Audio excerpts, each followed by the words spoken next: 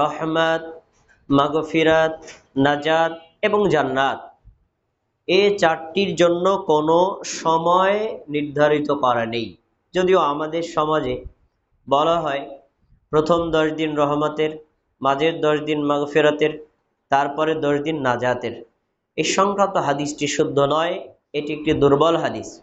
বিশুদ্ধ কথা হলো রমাদানের চাঁদ উদিত হওয়ার পর থেকে শুরু করে ঈদের চাঁদ পর্যন্ত রাত এবং দিন 24টা ঘন্টাই আল্লাহর পক্ষ থেকে বান্দার জন্য রহমত, মাগফিরাত আর নাজাত।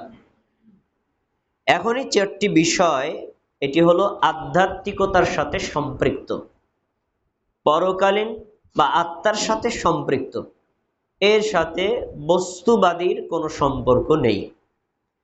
কিন্তু কষ্টের বিষয় হলো মুসলিম জাতিদের কাছে এই আধ্যাত্মিক বিষয়টা বস্তুবাদীতে পরিণত হয়েছে। বস্তুবাদী কেমন? যদি একজন বাঙালি মুসলিমকে জিজ্ঞেস করি, ভাই রোজা কাকে বলে, ঈদ কাকে বলে বলেন তো? রোজা কাকে বললে, এ কথা বললেই তার মনের ভিতরে একটা দৃশ্যপট ভেসে ওঠে। কি?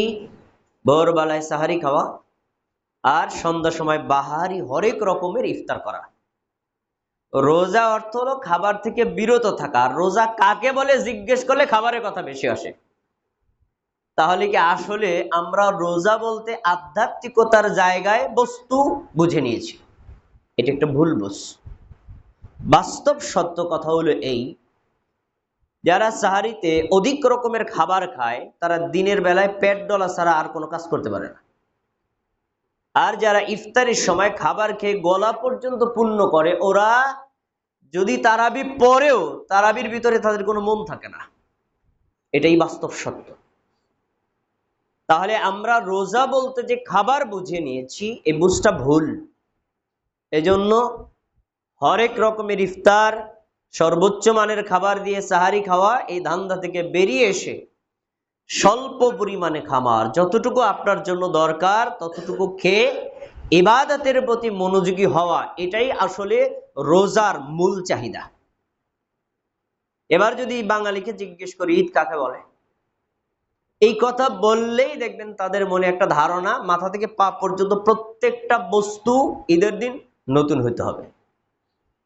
আর এই নতুন পোশাক কিনতে গিয়ে বাঙালি মুসলিমরা রমজান মাসের শেষ 10টা রাত যে লাইলাতুল কদর তালাশ করে ইবাদতের রাত, এই জায়গাতে ক্রেতা আর বিক্রেতারা বানায় নিছে এটা হলো মার্কেটের রাত।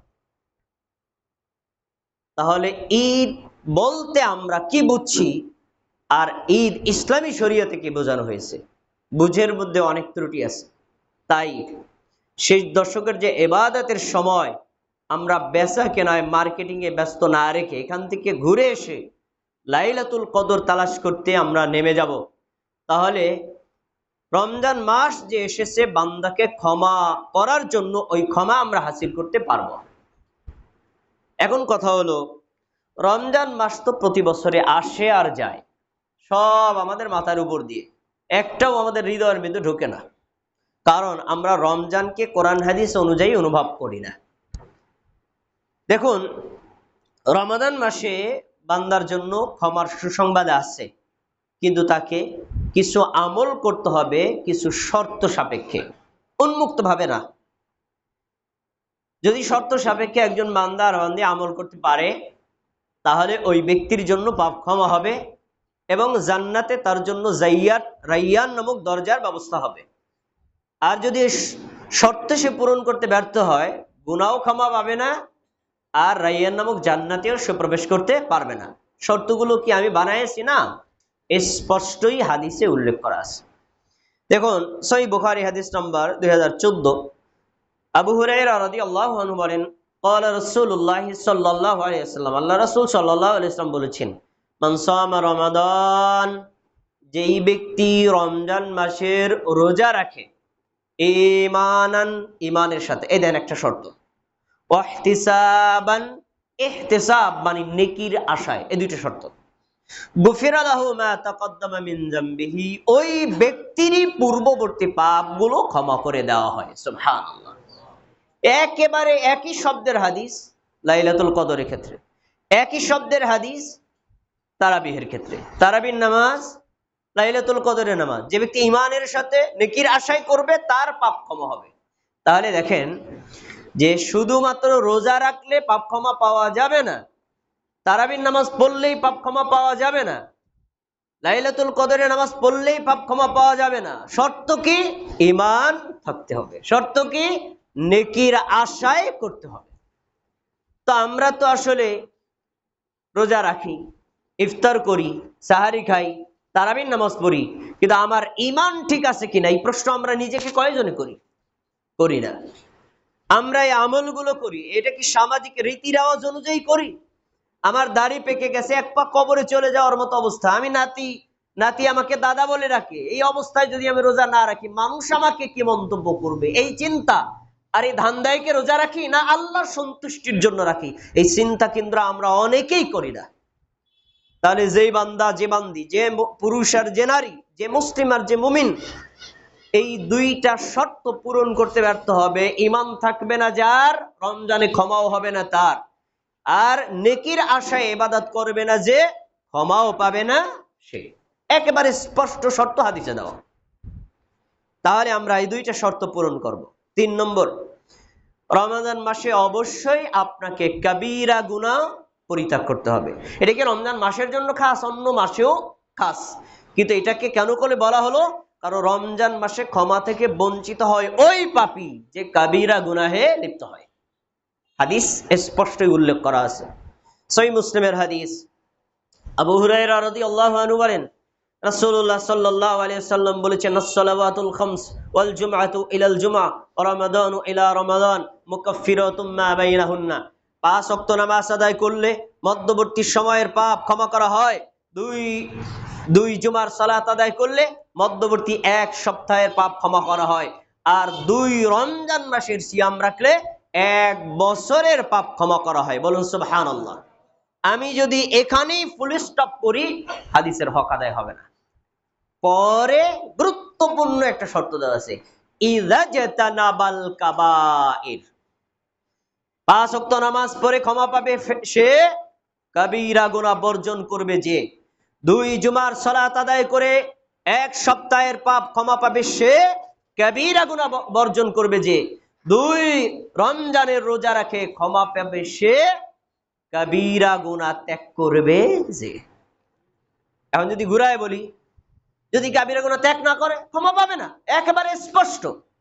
তাহলে বোঝা যাচ্ছে রমজান মাসে কোনো বান্দা, কোনো বান্দি যদি নিজের পাপ ক্ষমা পেতে চায়, তাকে যাবতীয় কাবীরা গুনাহ পরিত্যাগ করতে হবে। ইতিপূর্বে করে থাকলে আল্লাহর কাছে তাওবা করে ইস্তেগফার করে ক্ষমা চেয়ে নিতে হবে, তাহলে সে ক্ষমা পাবে। এরপরে রমজান মাস শুধুমাত্র কি কাবীরা গুনাহ না, অন্যান্য পাপ ছেড়ে দিতে হবে। এটাও রোজার সংজ্ঞার একটি সংজ্ঞা। রোজার সংজ্ঞায় যেমন আপনি পানাহার বর্জন করবেন, স্ত্রী সহবাস বর্জন করবেন, এটা যেমন সংজ্ঞা, পাপ পরিত্যাগ করা এটাও রোজার সংজ্ঞা। কোথায় আছে? তাও হাদিস আছে। আবু হুরায়রা রাদিয়াল্লাহু আনহু বলেন, নবী সাল্লাল্লাহু আলাইহি ওয়াসাল্লাম বলেছেন, মাল্লাম ইয়াদা কাওলা যুর ওয়াল আমাল বিহি ফালাইসা লিল্লাহি হাজাতুন আইয়াদা তাআমাহু ওয়া শারাবাহু ওয়া শাহওয়াতাহু। যে বান্দা আর যে বান্দি রমজান মাসে রোজা রেখেও অনর্থক কথা, মিথ্যা পাপ অথবা গুনার কাজ, অশ্লীল কাজ এগুলো বর্জন করতে পারলো না, ওই লোকটা না খেয়ে থাকা আল্লাহর কোনো দরকার নাই। ওই লোকটা পানি পান বর্জন করার আল্লাহর কোনো প্রয়োজন নেই। ওই লোকটার স্ত্রী সহবাস বর্জন করে রোজা রাখার আল্লাহর কোনো দরকার নেই। হাদিস। তাহলে বোঝা গেল, এক লোক দিনের বেলায় পানি পান করে না, খাবার খায় না, স্ত্রী সহবাস করে না, এই 3টা বর্জন করে রোজা রেখেছে, অন্য পাপ করে, এই পাপরত অবস্থায় রোজা রেখে আল্লাহর কাছে কোনো ভ্যালু নাই। তাহলে আমরা রোজার আরেকটা সংজ্ঞা এখান থেকে নিয়ে আসতে পারি, রোজা বান্দাকে যাবতীয় পাপ থেকে বর্জন শিক্ষা দেবে। এই শিক্ষা পাবে যে সেই ব্যক্তি রমজান মাসে রোজার মাধ্যমে নিজের ছোট ছোট পাপ গুনাহ ক্ষমা আল্লাহ থেকে নিয়ে নিতে পারবে। তাহলে আমরা রমজানের মাধ্যমে যদি আল্লাহর পক্ষ থেকে ক্ষমা নিতে চাই, আমাদের কবিরা গুনাহকে বর্জন করতে হবে। আল্লাহ তাবারাক ওয়া তাআলা এই যে 9টা রোজা আমরা রেখেছি আর বাকি যে কয়টা দিন আমরা রোজা রাখবো, প্রত্যেকটা দিনে এই বড় গুনাহ, এই কবিরা গুনাহ যেগুলোর মাধ্যমে আমরা সাধারণ ক্ষমা থেকে বঞ্চিত হচ্ছি, এই বড় বড় গুনাহ থেকে বিরত থাকার তৌফিক দান করুন। সবাই বলি আমিন।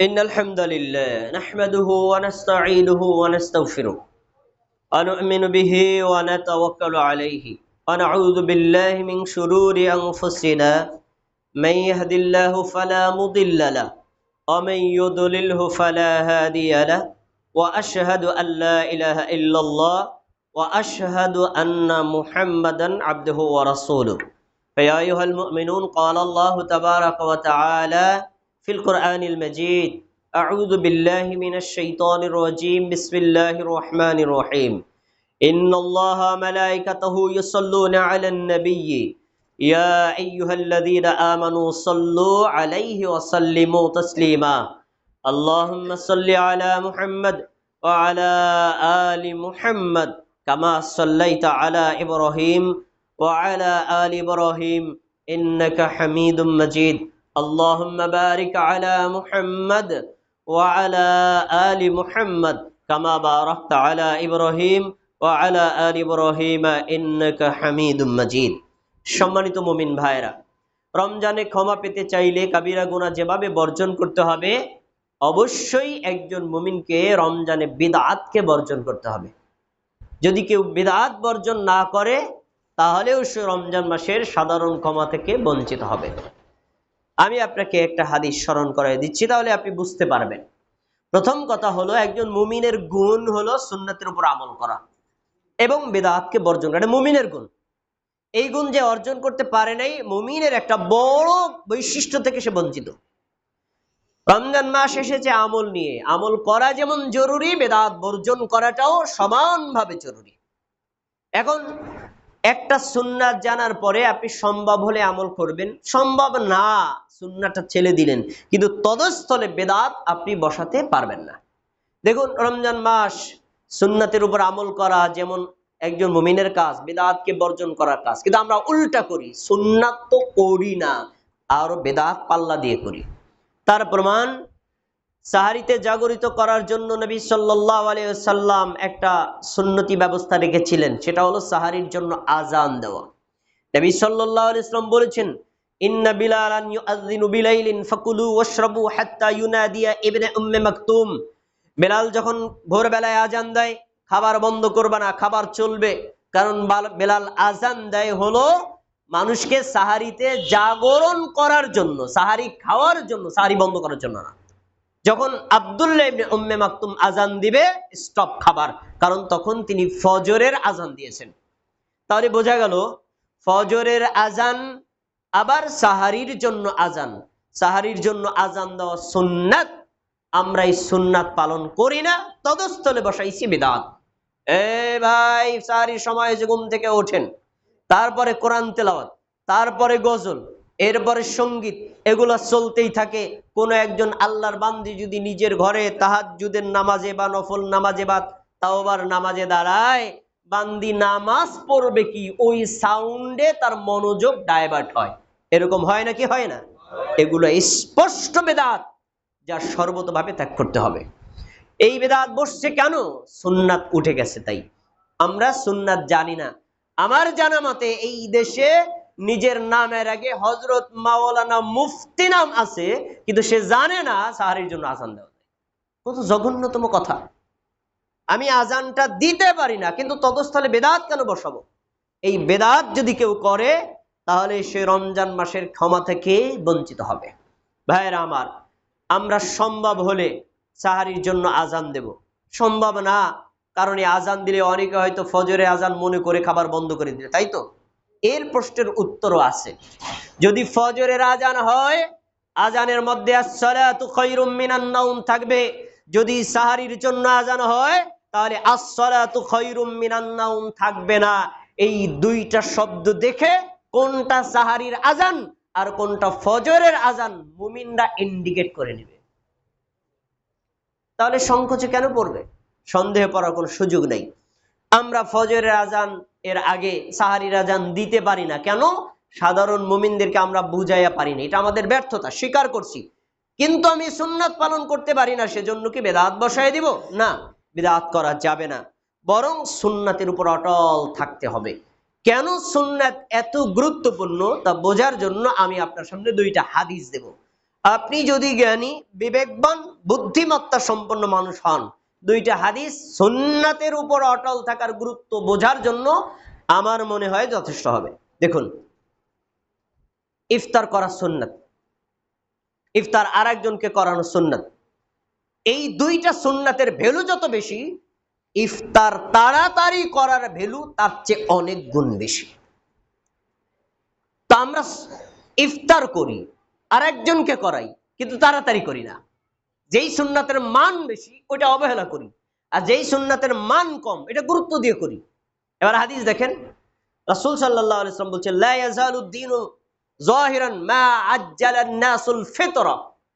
ইসলাম ততদিন পর্যন্ত, পৃথিবীতে যত ধর্ম আছে, ইহুদি ধর্ম, খ্রিস্টান ধর্ম, বৌদ্ধ ধর্ম, অগ্নিপূজার ধর্ম, হিন্দু ধর্ম, সব ধর্মের উপর ইসলাম শক্তিশালী, পরাক্রমশালী থাকবে ততদিন যতদিন মুমিনরা, মুসলিমরা তাড়াতাড়ি ইফতার করবে।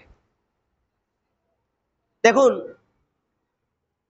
সূর্য ডুবে গেছে, আপনি 5 মিনিট পরে ইফতার করেছেন, রোজা হয়নি? হয়ে গেছে, রোজা হয়েছে। কিন্তু আপনি 5 মিনিট, 2 মিনিট, 3 মিনিট দেরি করার কারণে এই ক্ষতিটা শুধু আপনার না, পুরো ইসলামের উপর এসে পড়েছে। অন্য সব ধর্ম ইসলাম ধর্মের উপর শক্তিশালী হয়েছে কেন? একটা সুন্নাত কেন ত্যাগ করলেন? আরেকটা হাদিস শুনেন, নবী সাল্লাল্লাহু আলাইহি ওয়াসাল্লাম বলেছেন, লা ইয়াজালুন নাসু বিখাইরিন মা আজ্জালান নাসুল ফিতরা।